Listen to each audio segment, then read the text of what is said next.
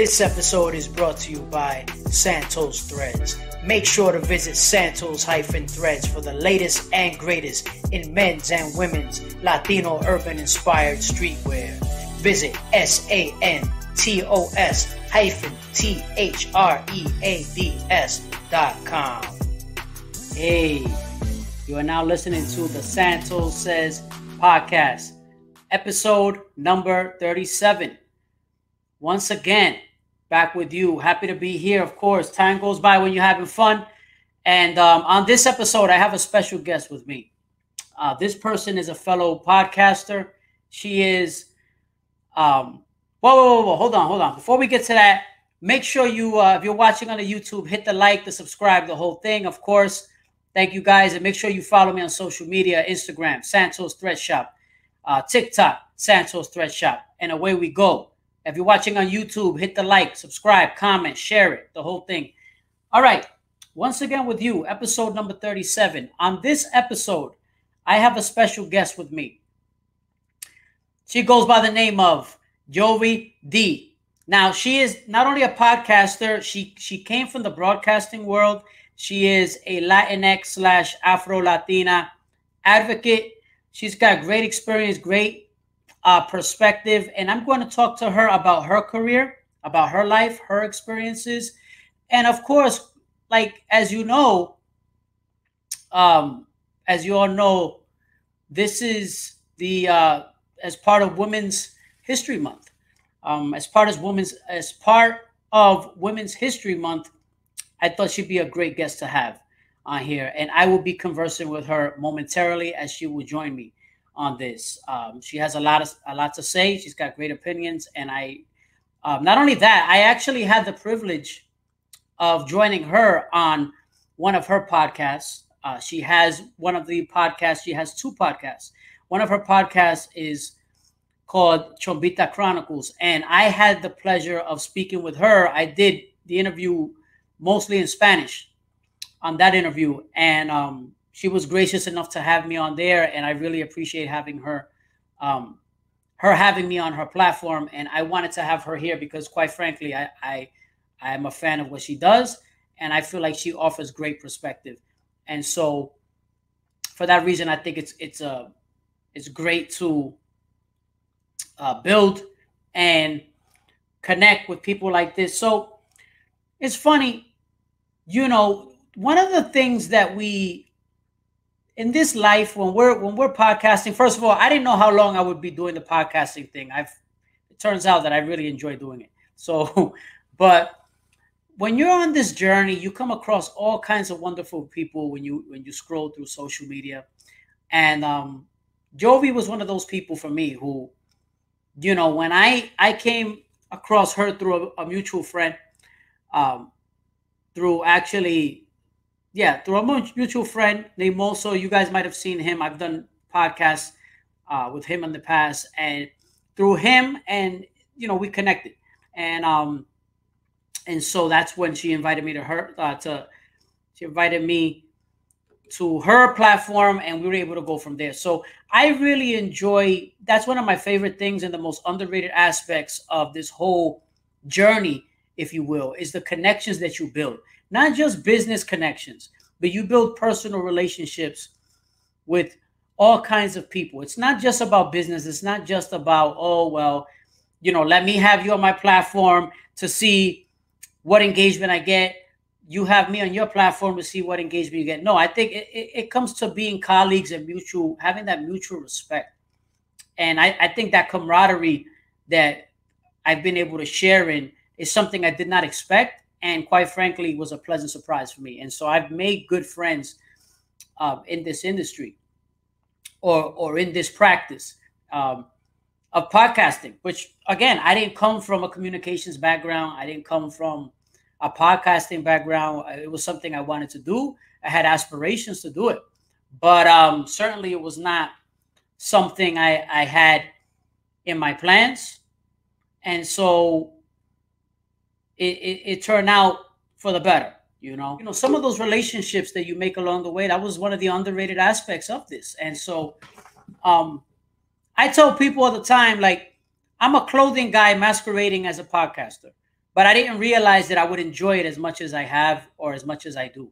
So um, it's a beautiful thing. It really is. And with Yovy D, one of the things I liked about her because, and we're gonna talk about this. We're gonna talk about her career. We're gonna also talk about some Afro-Latino slash Afro-Latinx issues because with her perspective, I always value the perspective of others and really hearing what people have to say.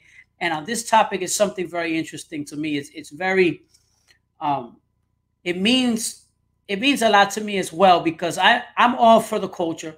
When I say culture, I mean the Latino slash Latinx, and I'm all for unifying. I'm all for having us all together, not dividing. I'm all about unification.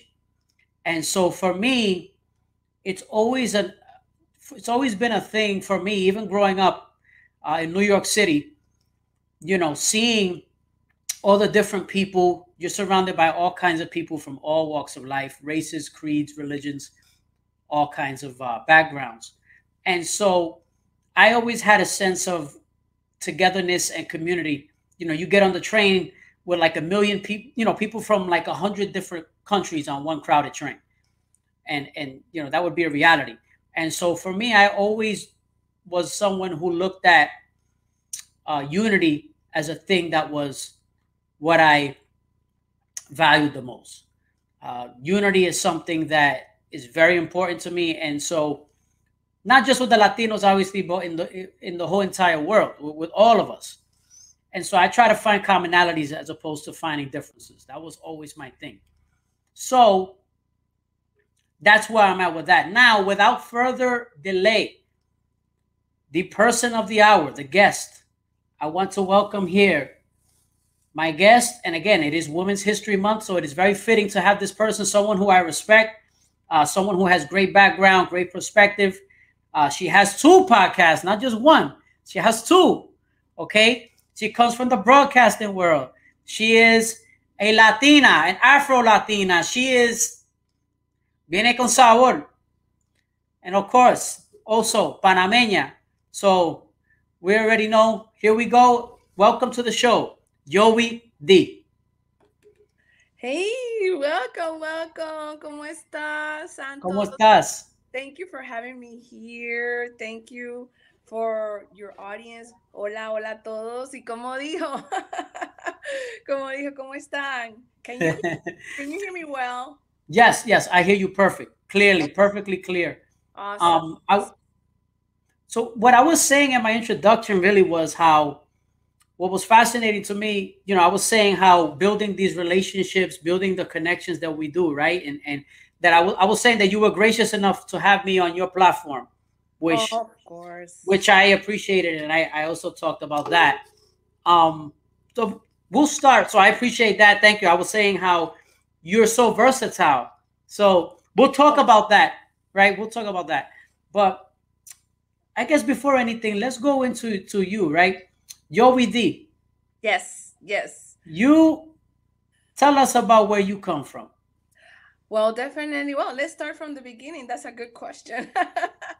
Nací en Panama. I was born in Panama. I hope I can drop some couple of words here in Espanol. This is your show. Este es tu programa. I do this. I told you, like I told you offline, I do this mostly I do it in English, like 99% of it. But each show is different. So this show is gonna have that the bilingual element. Go ahead. Yes, because I usually, if you have a chance, whenever you have a chance, to listen to my podcast, Chombita Chronicles, it's in Spanish. There's episodes in Spanish completely, or there's episodes in English, because it's kind of like the representation of who I am. I'm representing myself. I was born in Panama. I allocated in Miami, my family, and then I'm living right now in LA. I know it's a lot going on here, but that's the short version of it. I'm Panameña. Me crié, I was born and raised over there. I love my country. The last time I was out there, it was in 2017, and I kind of miss it.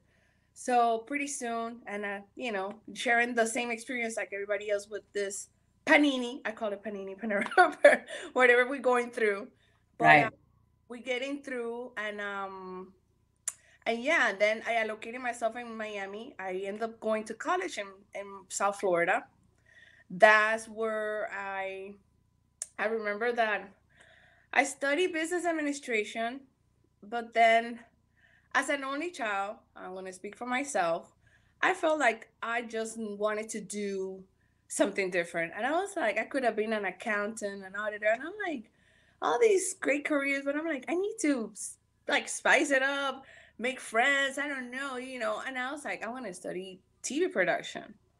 And needless to say, I definitely did that. And oh my God, it was just amazing. It was a lot because also I would not call myself first gen, but I had the experience of a first gen, second gen in this country. My mom worked two jobs, trying to, putting a roof over her head, food and everything, like a single mom.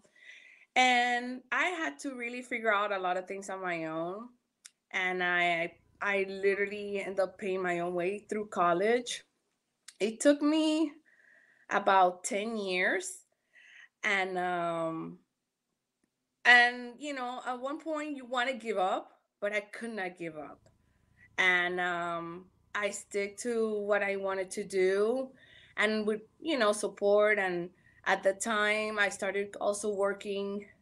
I started my internship, working my way in Univision at the time.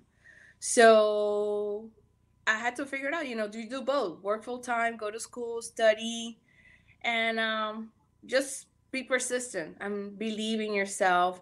It has been a long, long process, and I'm here to just definitely make the best out of it. So it is interesting you say that, right? Because like two things I wanted to ask you. First, how did you wind up in Miami? Like, what was it that made you go to Miami? Obviously, Miami is probably the most Latino city, right, in the United States, right? Without question, most Spanish speaking. So, what made you go to Miami first? Okay, I ended up in Miami because my family resided there. Well, they're located first in New York, but then everybody kind of started figuring out their way. And my mom, my uncle, they resided in Florida. And that's how I ended up in Florida, Miami. And it's true what you said, Santos. Miami I love it. It's a different ecosystem. I love LA too as well. It's two different worlds, and I will not lie to you. The culture shock was definitely very big on me.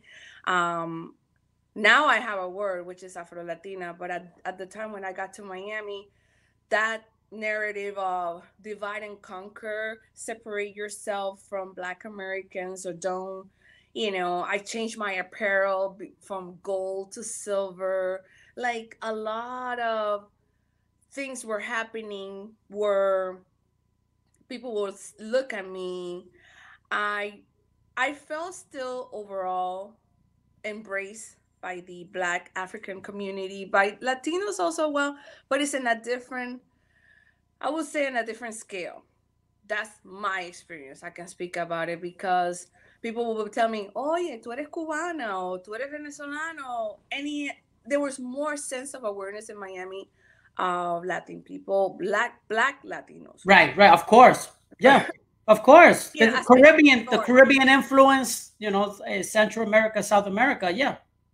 Aside of New York, aside of what do you say, and then coming to Parts LA. of Massachusetts. There's little pockets. You got Massachusetts. You got little parts of Pennsylvania, maybe. But overall, right, Miami is a good landing spot, I would say. Definitely, definitely. Definitivamente, sí. So, I felt, como dice uno, dice, acogida, warm. Ajá. And I miss that, Anyhow, I was able to navigate. I was able to see myself. I was able to really pursue what we would call the American dream. And they told me, study, get a good job, and you're gonna come through. And that's what I did. And needless, I started as an intern, working in broadcasting, figuring out my work. my dream was to become a producer, as a matter of Wow. fact. And here we are, fast forward. I am a producer. I've heard you say that though. I've heard you say, you mentioned it on your podcast before. I'm a podcast producer, but God has such a great plan. He's like, yeah, I'm taking notes, but we're gonna hold on to that one for a little while. Uh-huh. Yeah. It's it's interesting you say that because I've said that before too. Like I never thought I'd be doing this. Like this was not even I didn't go to school for this. This was not something I had in my mind. And so I used to get told, people told me all the time, like, hey, you will be good at doing this. I'm like, good at what? Why? Because I like to talk. And it's like, they're like, yeah, do it. And I'm like, all right, fine. So, but right, but for you as somebody who went to school, to me, see, what I respect about your case, and you can tell me about this. You went from Panama to Miami. Okay, a million people have that experience similar to that part. But the fact that you valued education and you were able to go into school and you knew already what you wanted to do, like como que, o sea, ya tú tenías eso en mente, como que tú soñabas con eso. Bueno, qué bueno que tú me dices eso y qué buena la observación. Yo sabía, I knew that by the time I finished high school, la secundaria, you graduate and Right.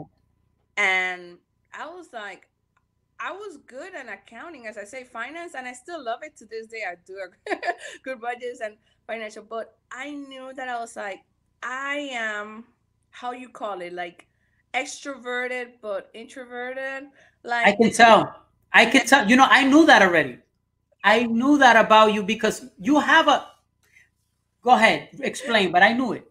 I could tell. I read people well. Yes. Right. So that means like in outer settings, social settings, I am. They tell me like a social butterfly. I talk to people, but at the same token, I'm a very retreat loner. And I'm comfortable with that. And the broadband and my energy can really expand, but then I retreat. I go to my own space, and that's I can come out also a little bit socially awkward, but in good intentions about my personality. Yeah. Listen, it takes. I tell people, look, I always believe this. You never really know who you are. Like you will never finish knowing who you are, and you're gonna continue to evolve. If you already know who you are, and you're like, this is me, and I'm gonna be this way forever, then something is wrong, right? You're always evolving. So I think like maybe there is a shy aspect to you, right? Yeah. But you're able to navigate through it. It doesn't hinder you from being, once they get to know you, you let people in a little bit. And you say, okay, right? Pero what happens? You're like, no, hasta aquí llegó. That's it. Right? That's it. I've been, especially like lately, 5-10 years, I protected a lot of my space and energy. I've been like, no, this is my space, my time is really important. But coming back to, like you said, how did I land in?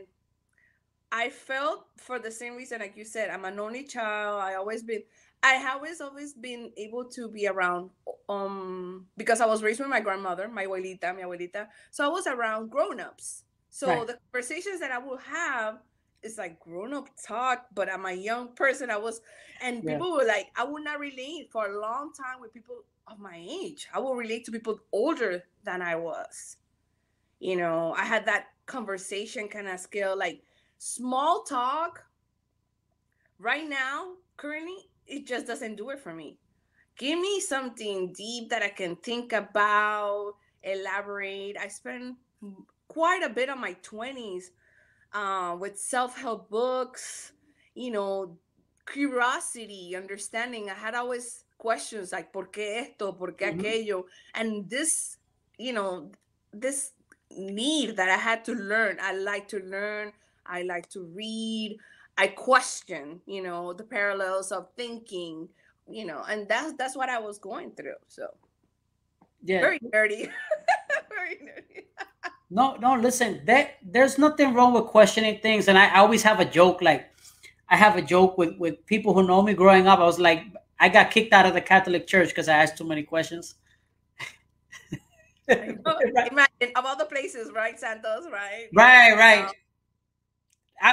I'm just kidding, but all jokes aside, I question things a lot. That's my point is I always question things. Like I even, like quietly did I ask questions even about that too? Yeah. Not to go too deep into religion. But what I'm saying is that's my point. My point is you can question anything you want to, is my point. With as long as you have respect about it and Yes. you're not, right? Right. So you are right to do that. There's nothing wrong with questioning. That's my point. So getting back to you, right? What you were doing in Miami. So you're going through Miami, and then you El mentioned this, Juanito. That's what I right? Here's the thing. How the shock between Miami and Los Angeles. So tell us how you get to Los Angeles and what is that like? Because that's night and day. Well, let's like okay. From Panama to the United States, that was a shock, a culture shock, because it's not that I did not know that I was black and all of this. Of course, I was brought up in a household where actually my family was speaking English before Spanish. Anybody who knows the history of Panama, that shouldn't be surprising. But Yeah, because of the great influence of a lot of West Indies, which were the former canal, English colonies, they came to complete the railroad and obviously the canal. So that's when they end up, because it started with the French. The French were not able to complete the project. I'm not gonna get into history, but then the Americans took over, and then they needed, the workforce, and that's how it came about. So then I'm an example of a Panamanian that have a Jamaican grandmother or Grenadian grandfather, and that's kind of somewhat the narrative and that aspect. So Panama, United States, Miami, then Miami, LA, and that was an adjustment there. I lived there for a while. I did all my college and everything. Like I said, I started my career there. And then Miami, LA was another shocker yeah. completely, where people like, ¿y por qué tú hablas español? Oh, y qué bien lo hablas. And you're like, wait a minute, this is the number one Spanish speaking market, broadcast wise, LA, New York, Miami, and so on, and Chicago. And I was like, wait, did I miss something? And I'm like, and it just literally was just changing my world completely. And I was like, I end up learning, obviously, especially in LA, that there's a generation of Mexican Americans, Salvadorians, that they go through a fourth, fifth generation, and it's the reason that their parents, decided that they were not going to learn Spanish, or they were not going to even, embrace their culture. So you hear Rodriguez Garcia, but that person does not speak English, or they're not related completely. It was just a shock to understand Wow. the whole makeup ecosystem over here. So like you're saying like you mean that didn't speak Spanish, right? Like Yep. Rodriguez or Garcia, right? Right. And then they're Latinos, they're Hispanic. But then I remember there was a kind of like, in the early 90s, you remember that there was kind of like a rift. They're like, who is to say who is more Hispanic or who is Latino, may that you speak the language or not, if you're embracing your culture, the food, who is to say? Now we know better. Right. We But do. then that constant narrative, like you see how history repeats itself, like the narrative of divide and conquer among ourselves, and divide and conquer among other groups, communities. And it's like, la fuerza está entre el pueblo, la gente. We need to just get together, black and brown. Yeah. That's the thing too. Yeah, that bothers me, and I'm glad you brought that up, because what a lot of people don't understand, right, is for a lot of non-Latino people who live in Middle America. So let's say some random family that lives in Nebraska, they think that all Latinos are basically Mexicans, right? With all due respect to our Mexican brothers, but I'm just saying, like, they think that we're all like that's us, and that's it, right? There is no Afro-Latino. Afro-Latino, what's that? Yeah. That's the rest of Latin America. Mm-hmm. Right. And if you were to do a poll if you were to do a real census, not a fake census, because the fake census you can check off and make yourself whatever you want to be. That's a bogus census, right? You go to it's like the same thing, right? Like you go to the census, people check off, oh, they're white. There's people who are black or mixed who check off white, right? Yes, Whatever. yes, yes. There's an article of white Latinos. Yes. Who check off white. They check off white, and so the numbers are skewed. So what is it that you? I guess since I'm kind of bouncing around a little bit, but what is it that you feel like having that experience you had, seeing that? Hey, have you felt like an obligation to educate people about not only about Panama, about where you come from, but also about the distinctions? Like, hey, listen, yes, we are all Latinos, right? But there are little subcategories of us, and it's okay because we all encompass one big piece, you know? Well, like the story's ending, I've been working in media and broadcasting, and obviously what was projected in what you see, and obviously if you know about the content that most, what if we have two networks, and I'm gonna just, and the content, when Go ahead. when you see the novelas and you see anything is at least 10 years ago, you know that really the only person that was there was maybe Tony Andrade and Ilia Calderon, and that was it.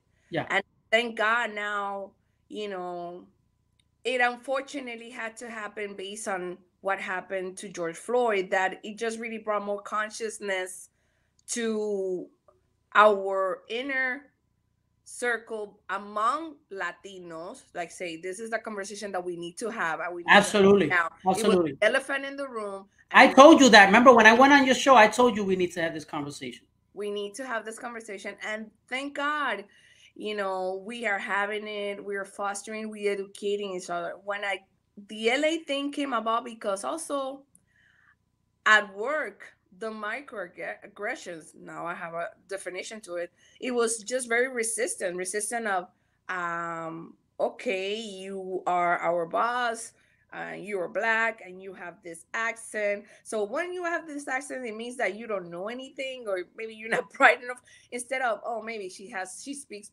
more than one language.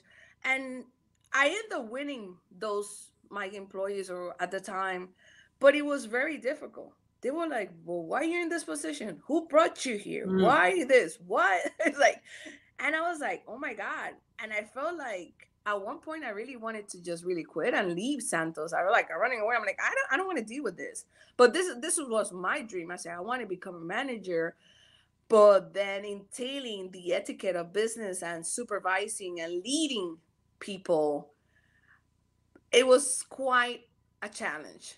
But I took upon the challenge, and then I say, you know what? I'm going to run myself with integrity above everything. I'm going to let my job, my work speak for itself. And as I said, there was a turnaround. And for the positive, for the company itself, for the employees, they end up becoming happier the way that obviously they've decided to go about things. But I was like proving myself todo el tiempo. Like, yeah. Hey, eres tan educada, you have all these degrees, and it's like, oh my God. And the word was, when I got to LA, was like, LA is either three: you're black, you're white, or you're Mexican. That's it. There's nothing in between. And I'm not saying that I wasn't embraced, but I was always, and this is even way before, from the moment like I find my space finally with the Afro-Latina community, Afro-Latinx community. I was like, finally, I am where I'm supposed to be, because I've been living in like 2 or 3 roles. Like I say, I mean, Americana, American, Latina, and then black. But then you end up blending or patching yourself everywhere, and you're like, I don't fit here. No. Where do I fit? Okay, this is where I'm supposed to be. And I feel amazing. I'm like, finally. It's funny, and I love, I love that, because I seen, I've seen the progression. I've seen it. It's happened slowly.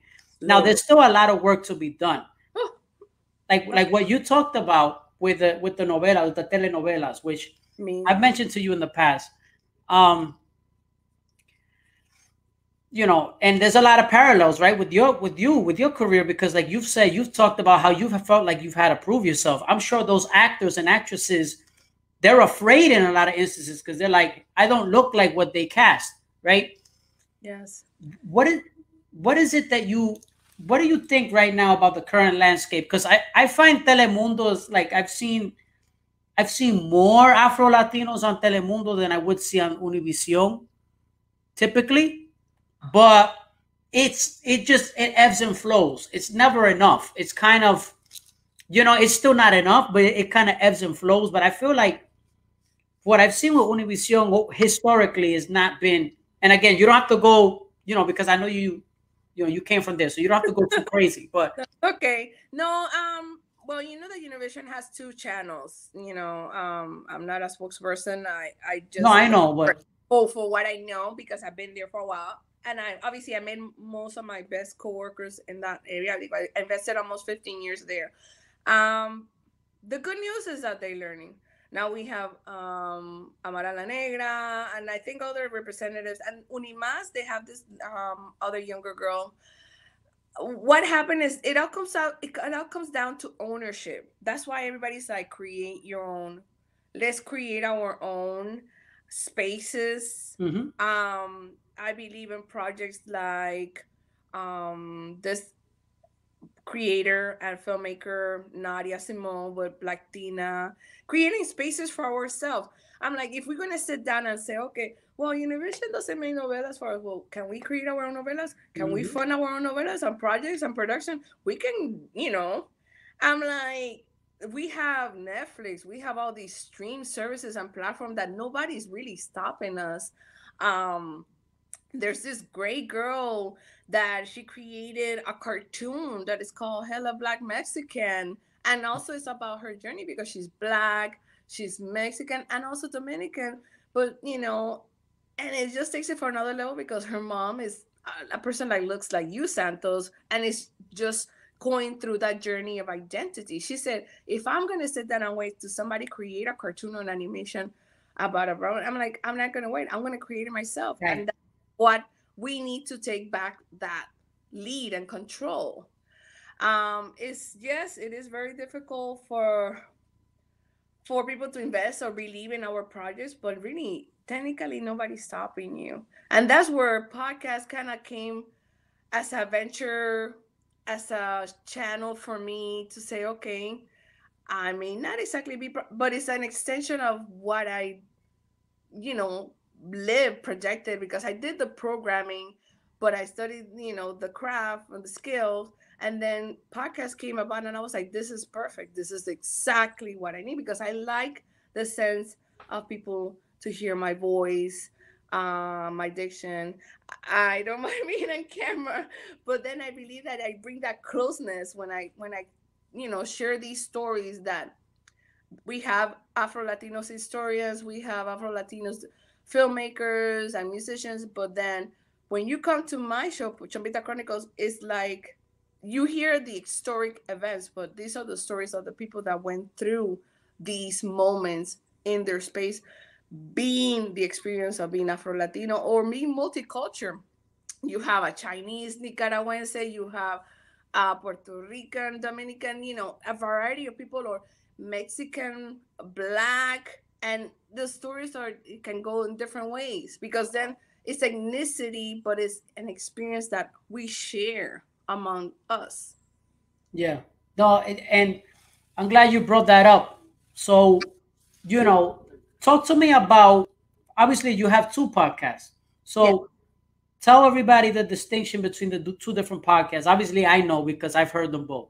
Okay. So just Okay. Originally, I started in 2017 or late 2017, early 2018. Yeah, I think so. December of 2017, I think I dropped my first episode. Like I said, the first one is like, ugh, but I got started. That's the point. I started that one because about business etiquette, conduct, seeing that regardless of what I went through in the period of 5 years, I lost or I got laid off like 3 times, it was, I still was able to muster some kind of success because I was like, okay, I think I have an understanding. I'm not going to take this personal, but I need to share. I need to share my experience with others for them not to be caught up in this space. Because what happened to me was social media was launching big around 2013. And I fell into the cracks by being in a company because my concept on understanding, okay, now they tell you when you get a job, be there for what, 2 or 3 years. And if you don't see yourself growing, move somewhere else. Mm-hmm. The information that I got was make sure that you get a job and stick to that one no matter what. Ah, yeah. You know, and we're just seeing the changes over and over. But I was able to survive. As I said, at the end of the day, it was a great company. I went through 9/11, the 2008 housing crisis, and whatever you navigate. But that was the epic. That was the moment that I wanted to share professionally Yovy D show because I am not a business owner. I have never been an entrepreneur. I think I have tried definitely venturing and creating because as I said, if I mentioned earlier, I used to read a lot of books, and then you You hear should. about. You can and you should I because know you you have you to, can and you. I'm telling you, you should. and then the thing it was saying, which is true, especially I know that maybe going a lot of places, but the thing is, having one income is just not feasible anymore. And that was like the epic, like when I became a homeowner. I got laid off and everything. And then I think back and say, if I had another income, I could have maybe kept my house. And, we tie so many things under one basket of income or resources. And then we have to expand and have the backup of the backup of the backup. So, anyways, that's how I started with Yovy D show. I said, where's the best way that I can resource myself and get other entrepreneurs to explain to me their experiences, how their mentality, because it's a mindset. And that's how I started the Yovy D show. I'm like, okay, I'm gonna get these people to tell me how you became a sales. Are you a born leader, or is this a born business person, a born entrepreneur? And that's how I ventured. And I found an amazing community of other podcasters through Anchor, the Anchor app. That's how it started. And then somewhere like around 2 years after, I was like, should I try something in Spanish? Because everybody's like, well, your accent, Jovi, your accent. And actually, one of my hashtags is I do it all with an accent. So I was like, turn it around and make it your own power to yourself. So I was like, cool, let me try. And that's how the Chombita Chronicles started. But it was really to show and demonstrate that Latinos fall in different spectrums and different lights, and not what we see. Not everybody Sofia Vergara. Sorry, Sofia, I love you. No, you're right. You're Nobody's right. nobody's J Lo. And then when I saw Amara La Negra, or even Christina Milian, and then you learn about here and there other Afro Latinos. But I was like, we need to speak more about this, because the thing is that they never had the space to. Never. And then even recently, Ilia Calderon, the anchor, she was originally in Telemundo, and then she transferred to Univision actually around the same time that I started. And she just recently came out with a book saying, now it's my turn. Right. After so many, finally, the timing was like, okay, I'm going to speak about it now. Yeah, Chief. Yeah, because think about her position too, right? When that's another part that nobody pays attention to. And I understand why. I don't blame you. Could commit career suicide. If Yes. you are not careful, you will be blackballed forever. Yes. Okay. And that is the slippery slope. Now, some people have done things like that in America, right? In general, there's people we've seen Colin Kaepernick. we've seen now, what is it? The head coach, Brian Flores, también, you Even though know, he got a job, he got it. yeah, he did, but he's not going to be, he's probably never going to be a head coach. He's suing the league. You know, it's different. He took, what I'm saying is he took a chance on what he believes in, right? Yes. You see that all the time. So that's something that we don't pay attention to, but it's to be commended in a way. So Ilya picked the perfect time to do that. And so do you feel, now here we go, here goes the question for you. Obviously, you mentioned ownership, which is a huge thing. Nobody brings up ownership enough. I think that is huge. Owning, yeah. Ownership is everything. When you think back, what is it? What people are gravitating to? Having land, property, assets. That gives you generational wealth. Well, then how do you get started? Right. If you really, sometimes, I don't know if you have the opportunity to learn even about your family, you know, that I've heard stories about my family that they were owning land, you know, they end up selling it, but then that the saying also that tells you do not sell grandma's house, right? Because there's you know, equity, things that you can build upon and, you know, help your family along. But then again, financial literacy, instead of, you know, it's just so many factors. Yeah, no, I agree.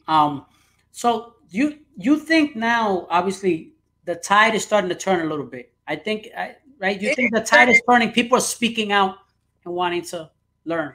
I think generational millennials and Gen Z has done an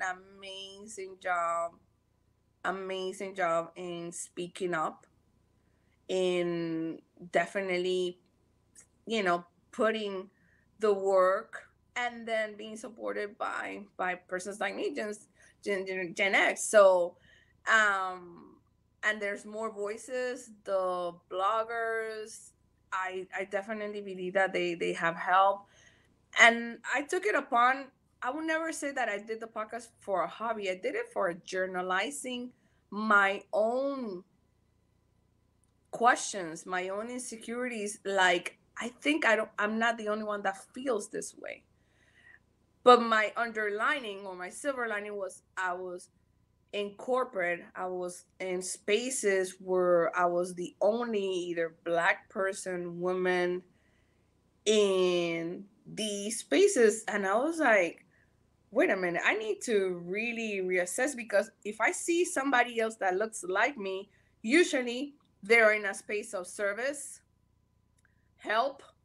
And I was like, whoa, what happened? I'm like, and I get it, because now I do. The thing is that somebody says, well, like, I think just recently, I think there's a viral situation that's going on when Kim Kardashian is like, well, if you need to get yourself together, you just have to work. It's not that easy, lady. It all comes also. She was born rich. Exactly. It's a generational thing. I'm like, how many generations it took your family to get to where their Kardashians are? So how many, you know, generations for my family, by the time I came around, we were not exactly poor, but we were working class, middle class.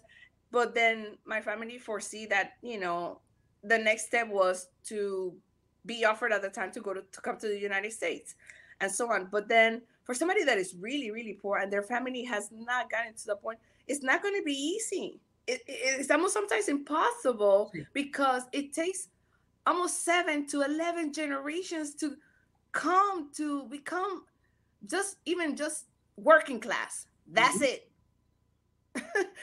And, you know, forget about middle class or upper class. It's like just working, yeah.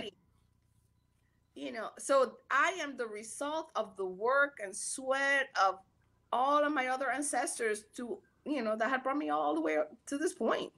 So the thing is, like, you have a lot to be proud of. You know, you have a lot to be proud of. You've come a long way. Obviously, you've been very forthcoming with your story, and I appreciate you being honest with your story. Really, it's important, which is why I wanted you to come here, to really continue to. That story needs to be continued to be passed along, because there's others who share the same story or similar. And for me, I think you hit it right on the head when you talked about ownership, right? When it comes to the Afro Latino slash Afro Latinx, which I'm curious as to what your take is on that term, the Latinx. But Well, the yeah, X was added because of the LGBTQ. right. And I don't mind it. I use Afro Latina, Afro Latinx. I think it includes everybody. I understand that some people do have an issue or they rather do Latino, Latina. You want to be more inclusive. Again, don't fall for the narrative of divide and conquer. Just bring everybody together. That's me. Yeah. Afro Latinx, that's what I do. And inclusivity. That's what it's coming because at the as I say, está la fuerza en todos estar unidos. Exactly. That's you know Yeah. that's what I say. Yeah. No, I agree.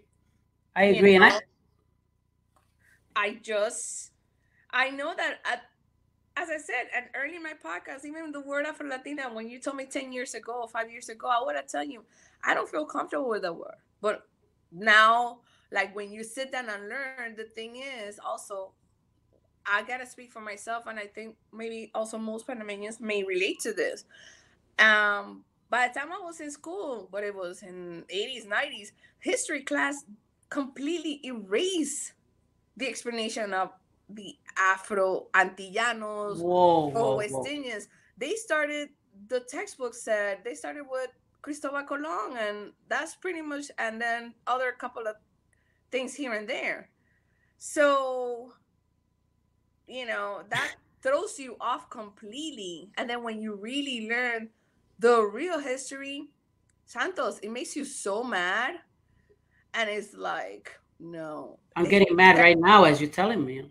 It really makes you so mad because and then that's history. What about the things that you see print media where you don't see myself? Don't get me wrong, I love Barbie. I had a Barbie, but then when you were like a kid, I mean, I remember that I had this friend. I had a Barbie, was like I said, white and blonde hair, whatever. My family or my grandmother, nobody makes much out of it. But then I remember this friend of mine that she had a doll. Her doll was black with brown hair and everything.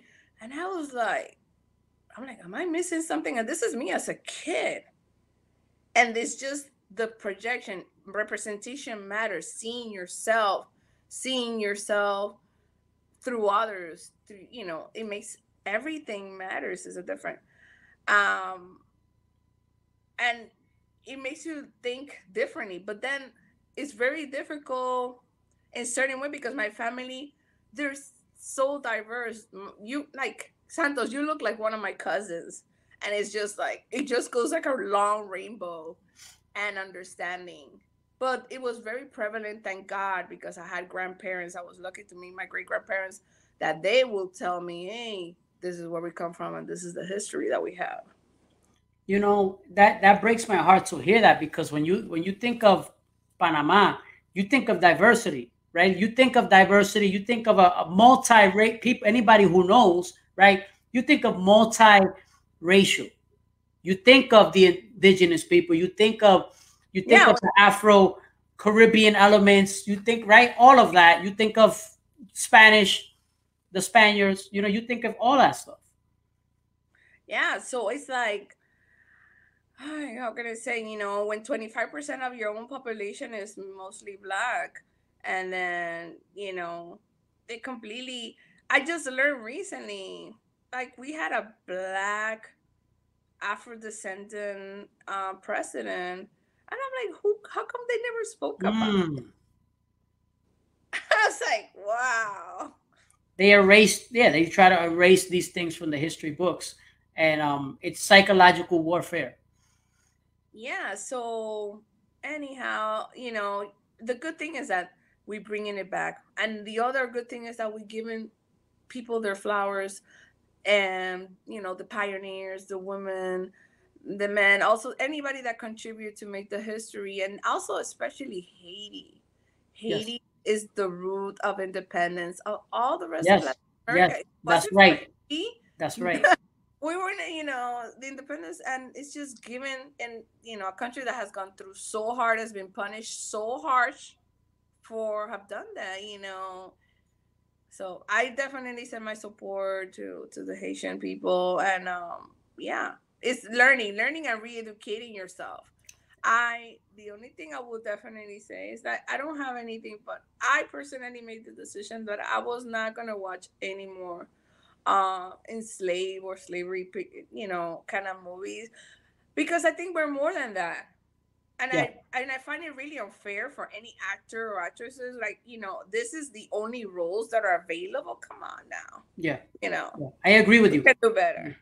And yeah, it gets me upset too, because not only that, but also the indigenous as well. You see the same Yeah. thing with indigenous, right? You got plenty where they are the majority. They are. You go to South America, you go to Central America, the indigenous people are the majority. Majority. Yeah. And they are not at all being represented in, you name it, shows, films, telenovelas, unless it's help as the help servant, or if they are depicting other indigenous people in the Exactly. time, la época de, of the Colón y toda esa gente. So Or like a whole, historic piece or something like that. I believe that I don't have her name right now, but Aitza, the one that won the Oscar, she's in a organization called Mestizo Power, that actually they're talking about that. They're talking about, some people say, well, it comes to the producers, it comes to the people that are putting the money for these productions, the writers. yeah, yeah. There's many puzzles in this to make it possible. See, I want to see, and I agree with you. I want to see the day, and God bless her. She's a wonderful person, what she represents. But I want to see the day where that's just another actress. You understand? It's a big deal because of who she is and what she represented, and she should be celebrated. But I want to see like 100 of her, I know. because she got. Why did it take so long for her to have this success, or for someone like her to have this success, an indigenous woman from Mexico? Why did it take so long? Yeah, and the heat that she got from it, like, and then Oh, even it was horrible. the same people in it's like, oh, she doesn't represent me. She ain't Mexican, or she doesn't. I'm like, oh my God, but she stand tall and high, and and as I Yeah, said, they're making it happen. It's coming. It's gonna happen. it's gonna happen. It's gonna happen. And me, just to talk about myself for a second, because I Yeah. told you one of the reasons why this means so much to me is because I'm very fair skinned. I identify as mixed because my family is very mixed. I have Afro ancestors as well, so that's why for me it means something. Like I Well, have you a know side of that my. it's in your DNA, like you say. You know that it's in your DNA. It is. It is. It's there. I did a DNA test. It's there. West Africa is in there, and North Africa too. And I'm also like 24% indigenous as well. So it's like, and I'm Spaniard, and I'm Portuguese. So it's like, so to me, I hold it very near and dear to my heart because I have to look at my grandmother. Mi abuela es de color, mi papá es de color. Ellos son de color, ¿entiendes? So like, mis hermanos son de color.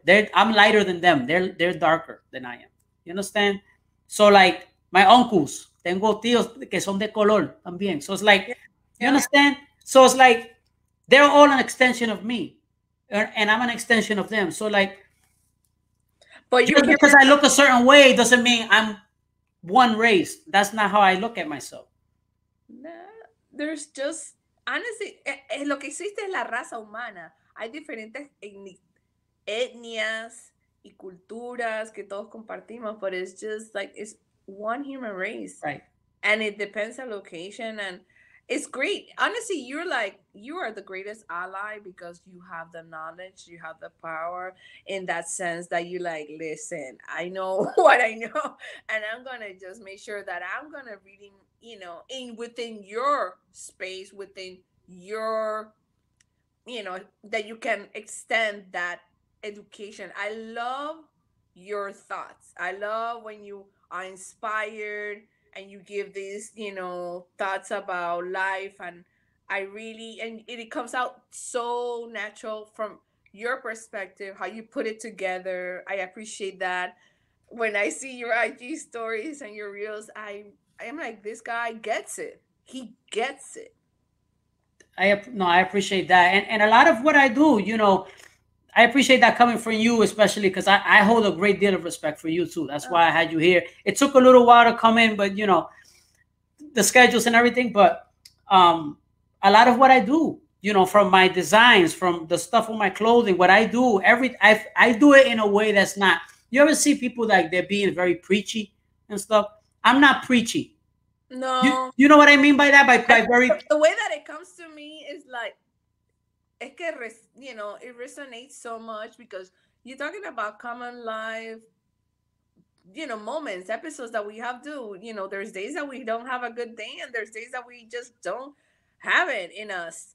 But then it's just like that reminder. And when I see Santos, I'm like, I literally smile because you literally say what people are going through. And sometimes you're having a good time too, and may that be your brand and that's your message. And that's what I try to do also. I'm like, everybody, hay capacidad para todos. Hay espacio para todo, para la que da la historia, para la que hace visuales, para la que cuenta, la que canta.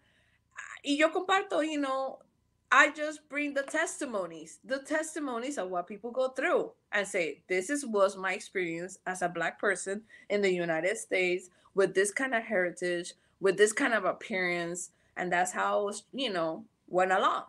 That's all I do. And I learned a lot, a lot. Definitely, I appreciate that. And, as I said, the best thing, the biggest reward that I get out of my podcast is, dang, oh my God, I was not the only one. I was not the only one feeling this way. And I'm like, and that feeling of like, oh my God, it's not only me. I'm like, that is everything. Everything. Definitely, no. That's the best thing. That's the best validation you could ever receive is what the people, but that from the people, what the people give you. There's no, eso no tiene precio. No, de verdad que no. When they say, oh my God, you nail it, you did right, oh, that's how I felt. And then when, I'm sure you get it, like, I love your show. So glad that I found your show. It's like, that's what keeps me going. That's Yeah. what keeps me going. So before we go, let's just talk about. I guess I want you to just let the people know what you have going on next. What's next for Yovy D? Well, definitely, it's a good question. What's next? I want to take over the Go world. ahead. Well, definitely, Chombita Chronicles continue. It's where really people really like it. May that be in English or in Spanish. So I'm definitely putting more time to it. I I'm part of Clubhouse. I'm part of the Amigos Club. So if you're part of the Clubhouse app, check it out. There's a new division also under the Latinx side. That's another club, a house, another room, and there's the Afro-Latinx side too. So one is Oh, I Latinx, froze. Okay, here we go. Go ahead. Go ahead. Continue. That's what editing is for. Latinx side and the Afro Latinx side. And then I'm part of the Amigos Club. So I'm going to definitely be venturing there. They did an amazing job, Amigos, for the Black American History Month. And now they're doing great topics about Women's History Month. And actually we're coming up pretty soon to be festive with fechas, dates for Afro-Latinx, el mes de la etnia negra, el mes de la mujer negra internacional. There's so many things coming through. So I'm going to be part of like maybe either talking, moderating in the Clubhouse app. I'm definitely working on my TikTok. I'm working on my TikTok. And go ahead, plug all your stuff. So you let everybody know. We're gonna have everything on the podcast, on the episode. Sweet. I'm working on my TikTok. You can find me active for sure on Instagram. That's how I met Santos, and he's a great person. So what else? I'm looking forward to document and create like either it's maybe like an essay journal about my experience with Chombita Chronicles, because the stories that I've been like talking about, and people that have come to me and the experiences is just wow. So, and my idea is to continue also reaching out to those hit makers, to the activists, to the people that are making a difference in representation for Afro-Latinos and for multicultural.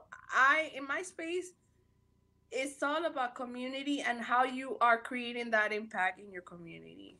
And last but not least is hope, continue with my media company and create a foundation for kids' education. There's a generation of kids that are going to be left out in this whole technology world. They don't have access to a computer or coding, and that is driving me nuts. I don't know how it's going to happen, but I need for my niños de Centroamérica and Latin America to get a computer like in their hands. Yeah. That's my biggest dream. Definitely. I mean, talk to me about when you're putting that. Definitely let me know when you're putting that into motion, because I definitely will be interested in helping with that as well. Yeah, it's possible. It's access. It's access, and as I say, it's education, and you have to reach out, because I know for a fact, you say like no child left behind, but no, that's what touched my heart, because through education that's how we can definitely keep on going and succeed. Well said. Yovy D, un placer, hermana. Thank you so much. I appreciate you coming on. We made it happen. We made it happen. Yeah. Thank you so much for coming on. It was a pleasure. And again, just anytime we're here, you already know, and I really appreciate you coming on and everything you're doing. Thank you for your time. Thank you for your space. Hello, everybody, and thank you for having me here. You're welcome. Take care. Thank you. Wow, that was great, Yovy D. She has a really interesting perspective what she does, and she's really passionate about the subject, obviously, based on her experiences as an Afro-Latina, as a Latina, as a woman of color in this country, as someone who came from Panama, got education, worked her way up. Great story of perseverance. And really, it was a really good, great to converse with her. And I look forward to seeing what she has in store. So that was episode number 37. As always, here with you, Santos. Make sure you guys check out santos-threads.com. The spring collection is out right now. Check it out. Get 15% off of your first purchase. And again, don't just say what you mean or mean what you say. Say it with your chest. Peace. Whoa.